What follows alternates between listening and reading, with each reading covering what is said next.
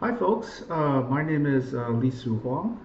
I teach at the University of Florida School of Architecture, and I'm here just to make a quick video because I get asked questions about this a lot, about what laptop should you buy if you're going into architecture school. Now this video is targeted towards generally towards the students who are incoming freshmen, but it might apply to you if you are a sophomore going into your junior year and you might be looking to get a new laptop. This might help you as well, right?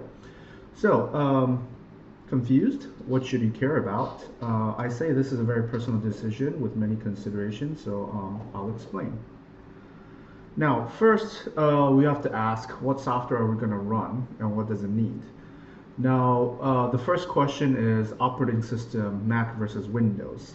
Windows is highly recommended because many of the software that we will run eventually in kind of upper division or your third and fourth years is going to be exclusively on the Windows side.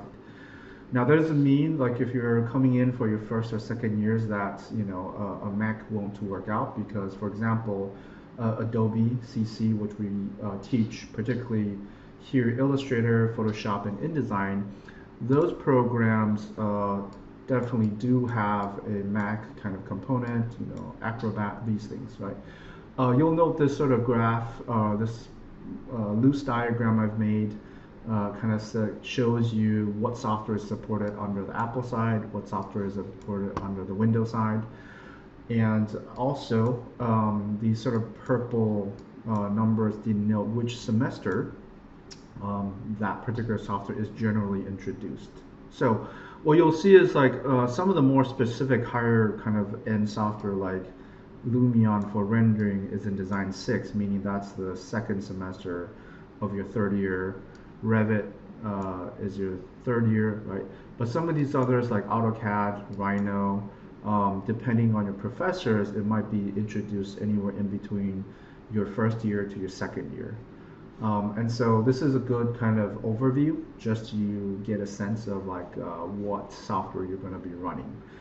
And so because of that, while it's definitely is possible to run what we call a virtual machine or boot camp under Mac, basically running an install of Windows under the Mac OS, it's possible.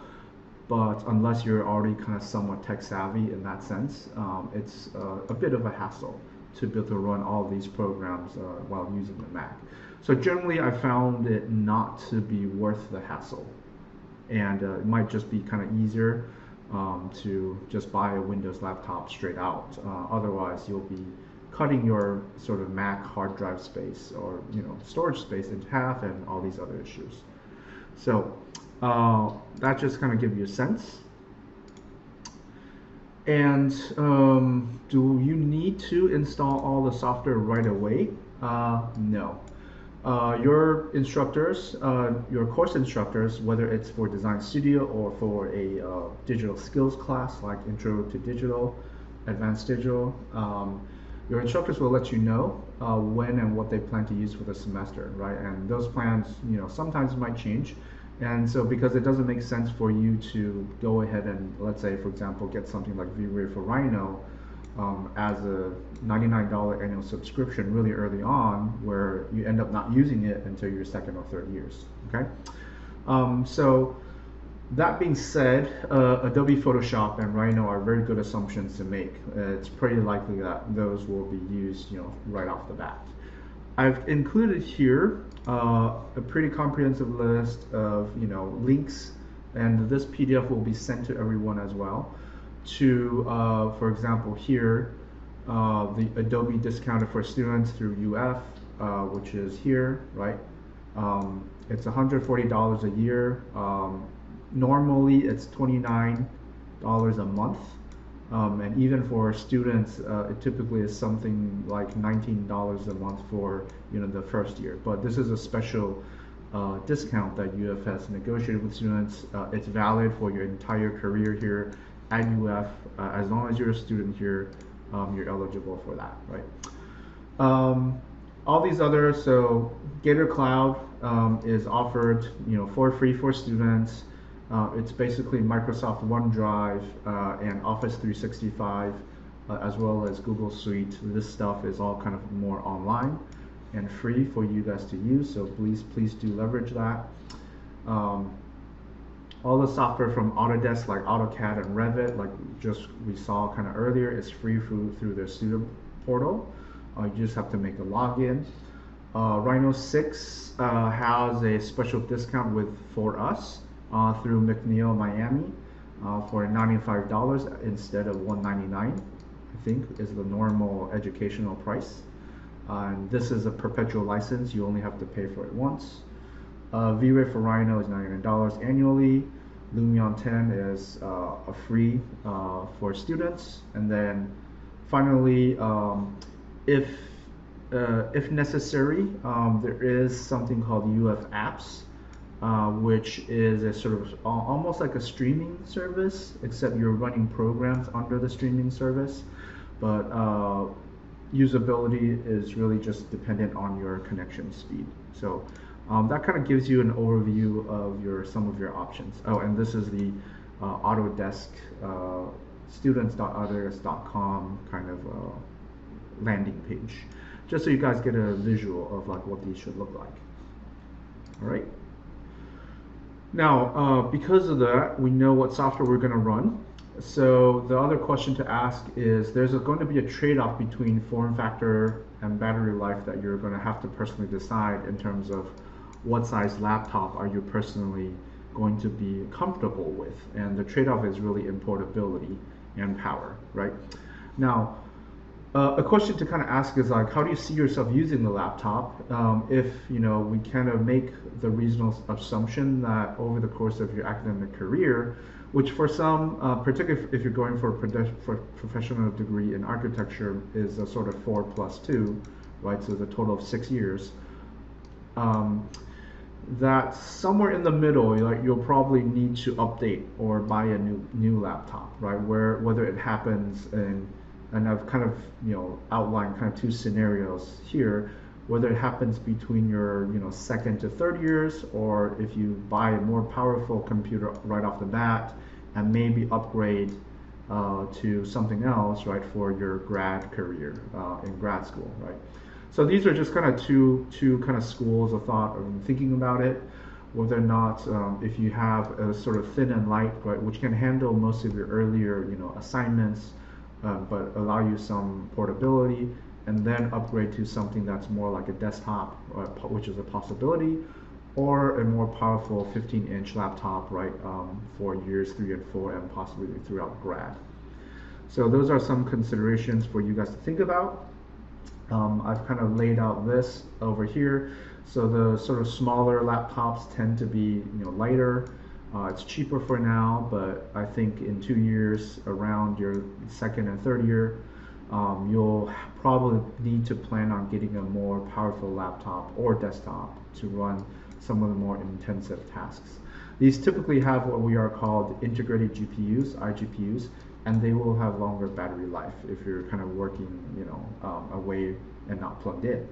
Now the 15-inch ones, right, are more expensive, they're more heavy, but they may last you 3 to 4 years. I typically say that a typical lifespan of a laptop is about 3 to 4 years. At that point, you're probably near the point where you need to upgrade. And these will pretty much cover everything you need. They have what we call discrete GPUs or DGPUs. They're power hungry, so battery life on battery is going to be like 2 to 3 hours. So any serious work will likely have to be done plugged in.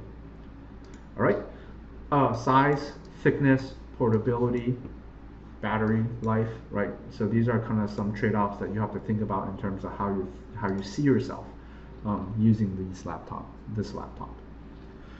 All right, 3 specs. As with many things, higher is generally better. Not always, but in this case, generally. 4 things to consider: CPU, RAM, storage, graphics card. Now, I draw the line between here and here.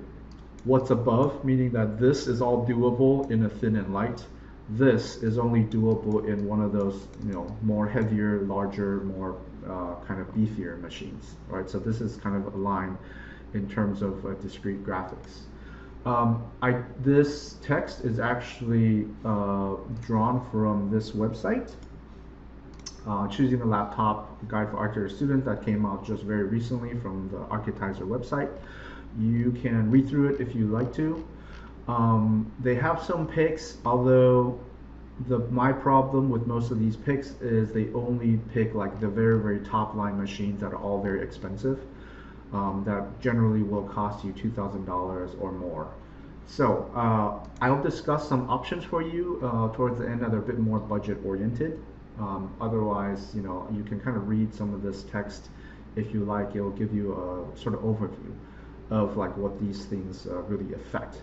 However, I will go into specific detail about these actually and what they impact specifically. So the first thing that it impacts, if we're looking at the CPU, and these typically are numbered, right? Intel i5, i7, or 9, or then AMD Ryzen 5, 7, or 9. Generally, larger numbers are better. Clock speeds, meaning the frequency that the CPU runs at, generally as well, larger is better. Many of these CPUs will have what's called a base and a boost clock, meaning that at idle it will run a certain speed. When it's actually running an intensive task, it will speed up, right, to a certain frequency. So higher is better. Core count is pretty important, that you probably at the very least want a 4-core processor. Nowadays we're kind of seeing 4-core, 6-core, and 8 cores pop up. And then 4 cores, oftentimes they're multi-threaded, meaning that they can handle kind of 2 threads. Each core is able to split into 2 processing threads. So that's why you'll see this sort of description. Now, a tip is to just Google the processor number, right? So for example, if you're looking at a laptop that has one of these, an Intel i7 10750H, and just Google it, that's what I Googled here, what you'll see is that there's kind of Intel's description, but I usually actually just go down here and look at the ones that are either the Passmark, CPU benchmark, or the notebook check. And if you click on it, it actually will bring you to a place where it will give you some description as well as some, oftentimes some performance numbers. So it will tell you here, number of cores. So this is a 6-core, 12-thread processor, 45-watt power consumption, and then clock speeds 2.6 to 5.0 megahertz. So, and then sometimes some benchmarks compared to other processors, right? If you really want to get this granular in your comparison. But for example, the 10750H, right, has a sort of average mark here. And these are kind of broad benchmarks. You can kind of compare, for example, these 2 processors. It'll also give you its turbo speed, clock speed, core count, thread numbers over here, right, if you're really kind of looking at these things, okay?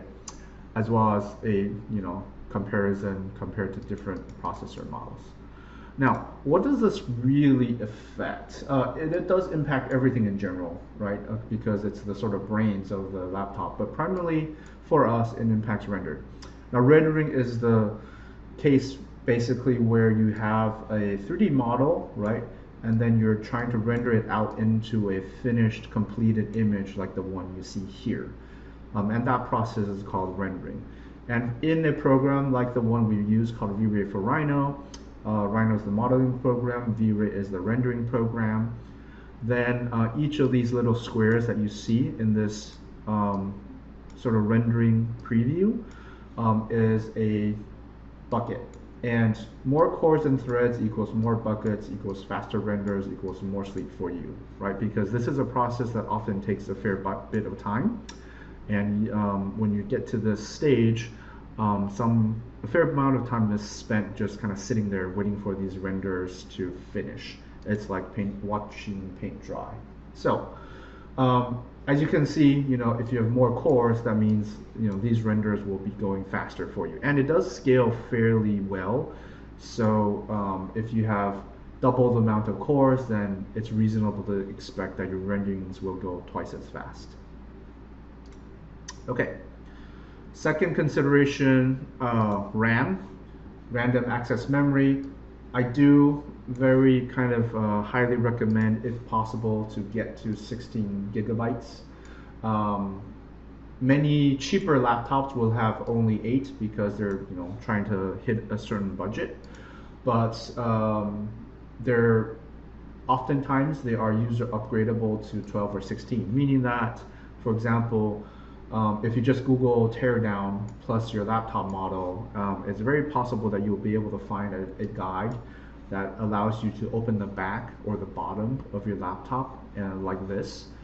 This is actually a photo of my laptop, a Dell G3, and you get to the innards and you'll see the parts that are user upgradable. Generally, it's this, right? You're looking for RAM slots, and what you would need to do is just purchase a RAM DIMM and just insert it in, and voila, that's it. And you just put the cover back on. So it's not tricky at all. Some people actually get around to upgrading their storage. So there's a M.2 solid state drive. There's a 2.5-inch SATA SSD or hard disk drive slot here, and you can add storage this way as well if you have one of these larger 15-inch laptops like this one.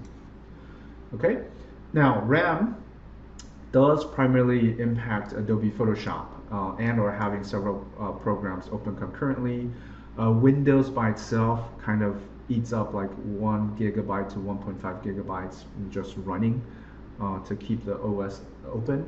So as an example, if I look at my task manager here, right now I'm running a couple programs. I have 16 gigs and it's already using up like 70% of my memory. All right, so some of these programs can be memory hogs. All right, the third consideration is storage, or basically where you store your programs and files. It impacts Adobe Photoshop a lot, as well as launching programs, the speed, how long it takes for your system to boot, that sort of stuff. Just kind of keep in mind that the Windows OS and many of your program installs will probably take up around 120 gigabytes of space. And you'll need some leftover empty space, around 30 gigabytes at least, for the OS to function smoothly, because it uses the hard drive for some swap disk space. And Adobe Photoshop uses your hard drives to kind of store history states as well. So a solid state drive is highly recommended. I think at this point there aren't any laptops really that don't have solid state drives. But I would say you want 512 gigabytes worth minimum, or you might be able to get away with something like 256 gigabytes of an SSD plus a 1 terabyte hard drive, or an external portable hard drive for storage. That might also be a workable solution as well, because some of the thin and lights don't have an extra slot for a hard drive, right? They would only have a slot for an SSD. So if that's the case, then buy one of these to store data on. Another alternative that we do highly suggest is actually to use your cloud storage options. So again, Gator Cloud, Microsoft OneDrive, you have 5 terabytes of space, or Dropbox or G Drive, right? Any of these options that are open to you. These are actually safer. Obviously, you would need an internet connection to be able to really fully utilize that. Now, one very important thing, please don't use a USB thumb drive to store critical data like assignments, because one, you'll lose it, and two, they can fail inexplicably and catastrophically with no warning. Ask me how I know, right? I have many years of experience with students who come and crying and say they lost their assignment that they were working on for the past 2 weeks because they either lost their USB drive or their USB drive just died, right? So take that as a cautionary tale. All right, graphics card. So once you get into the realm of a more powerful, and these are actually generally aligned with gaming laptops. The reason we use these is that we use these to drive the graphics for heavy graphic heavy programs like this, Revit, Autodesk Revit, which is a building information modeling software. There's a lot of information in it that's trying to push around. Really just 3D modeling programs, their responsiveness, display quality, but more recently, also rendering speeds of render programs that support GPU acceleration like V-Ray nowadays, and real-time rendering programs that I'll show you guys here in a little bit. This can also help drive an external monitor, right, if you're trying to get more screen real estate. Now, these examples generally give you an idea. GTX 1650 is sort of on 1050 or 1650 is sort of like a lower end. A 1660 Ti is a medium. Anything with an RTX prefix from NVIDIA is sort of high end, 2060, 2070, 2080, etc., etc. That's the same for the AMD Radeons. AMD Radeon doesn't really have a laptop high-end solution just yet. Now, I do prefer NVIDIA because they're just generally a bit more widely supported by our programs in general, particularly V-Ray. And there's no point really going for any of these professional grade graphics cards like the Quadro or the Radeon Pros. They're way much overpriced and really provide not much performance benefit for us beyond slightly better driver support. All right, so an example, V-Ray for Rhino. This is one of our main rendering programs. On the left, what you see is a pure CPU rendering on my desktop, which is a 4-core 8-thread. This is a very old CPU, maybe like 5 or 6 years old. But as a desktop CPU, it's probably somewhat comparable to laptop speeds that you'll see today, or maybe from last year. But this rendering at 2400 by 1800 pixels took 2 hours and 18 minutes on very high quality preset. Now, it's unlikely you'll be doing renderings on very high quality preset, but I'm doing that just to kind of exaggerate the difference. Now, with a discrete graphics card with a GPU that's accelerating it, this same rendering becomes about 15 minutes. So what we're looking at here is about times 8 or times 9, right? Sort of speed difference between pure CPU rendering versus GPU accelerated rendering. And this is also with a pretty old graphics card, GTX 970, which is also about like 5 or 6 years old, right? So, or maybe 4 years old. And but GPUs are generally just much faster. They basically can brute force some of these massively parallel calculations. So that's one argument for having a GPU in your laptop, a discrete GPU, not an integrated one. Second reason is that we are starting to teach, this is a newer software that just started really kind of catching on last year called Lumion. It's a sort of game engine based real-time rendering engine. There are several software out there. The most popular ones are Lumion, Twinmotion, and Enscape. And they've been catching on both for us and in the industry as well. They rely exclusively on GPUs with enough video RAM. So some video cards also have their own kind of RAM capacity to store textures and things like that. Minimum 2 gigabytes, but most cards nowadays coming out probably have 2 or 3 or 4 gigabytes, so that shouldn't be so big of an issue. And so this actually is what Lumion looks like, and as you can kind of see, it is a sort of real-time render engine, basically, where you can kind of navigate and move through the design or your spaces almost like you're in a game, like in VR or whatnot, with people, etc., and you can kind of go through. And it's one of those programs that's basically started kind of very quickly accelerate our rendering processes. So this requires a decently powerful discrete graphics card. All right, and finally, personal preference in terms of screen resolution, materials, build, fit and finish, and aesthetics. Now, screen resolution really just affects your desktop real estate. How many windows can you cram side by side? Generally, smaller laptops will be running or will have a monitor that's like full HD, meaning 1920 by 1080. Um, Ultra HD or 4K, which is like this. Here's a comparison in terms of the size, right? So 1080p or full HD is this sort of smaller green rectangle. The red big rectangle is 4K or UHD. They're very similar. Um, and some 15-inch or larger laptops will have both options available, so you can choose. Touch screens are nice, but not necessary. Sometimes they can be distracting because you're pointing at things and you accidentally move something. So you can kind of think about that if you have options. But this really just affects like how much stuff you can have on the screen at the same time.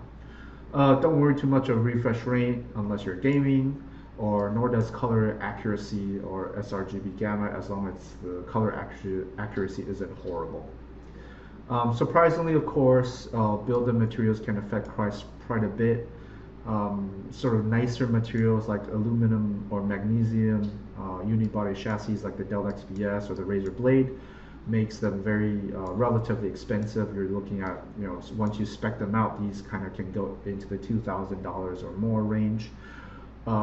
But a cheaper 15-inch laptop like the Dell G3, which is what I have, might be around plus minus $1,000 with relatively similar specs, right? So the sort of fit and finish of materials can be a sort of premium, and that's really up to you in terms of what your budget is and what your personal preference is.